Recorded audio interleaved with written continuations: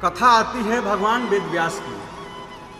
भगवान वेदव्यास पूरा नाम कृष्णद्वैपायन है।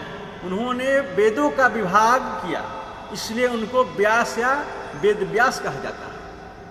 महर्षि पराशर व्यास जी के पिता हैं और सत्यवती जी उनकी माता का नाम है। व्यास जी भगवान के अवतार हैं, वे अमर हैं।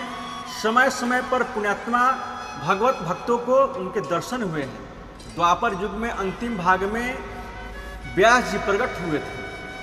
उन्होंने अपनी सर्वज्ञ दृष्टि से समझ लिया कि कलयुग में मनुष्यों की शारीरिक शक्ति और बुद्धि शक्ति बहुत घट जाएगी, इसलिए कलयुग के मनुष्यों को सभी वेदों का अध्ययन करना और उसको समझ लेना संभव नहीं रहेगा। व्यास जी ने यह जानकर वेदों के 4 विभाग कर, जो लोग वेदों को पढ़ समझ नहीं सकते उनके लिए महाभारत की रचना की।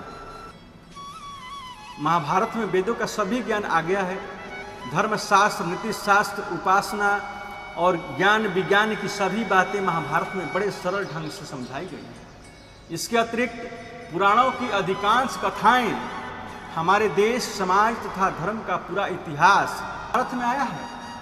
महाभारत की कथाएं बड़ी रोचक और उपदेशप्रद है। सब प्रकार की रुचि रखने वाले लोग भगवान की उपासना में लगे और इस प्रकार सभी मनुष्यों का कल्याण हो, इस भावना से व्यास जी ने 18 पुराणों की रचना की। पुराणों में भगवान के सुंदर चरित्र हैं। भगवान के भक्त धर्मात्मा लोगों की कथाएं पुराणों में हैं। इसके अतिरिक्त व्रतों की विधि, तीर्थों का महात्म्य, ज्ञान, वैराग्य, भक्ति, नीति आदि लाभकारी उपदेशों से पुराण पूर्ण है। हिंदू धर्म के सभी भागों को व्यास जी ने पुराणों में भली भांति समझाया है। ज्ञानियों के लिए उन्होंने वेदांत दर्शन की भी रचना की है। वेदांत दर्शन छोटे मोटे सूत्रों में लिखा गया है, किंतु उनके सूत्र इतने गंभीर हैं कि उनका अर्थ समझाने के लिए बड़े बड़े विद्वान सैकड़ों बड़े बड़े ग्रंथ लिखे हैं। भगवान व्यास सभी हिंदुओं के परम पुरुष हैं।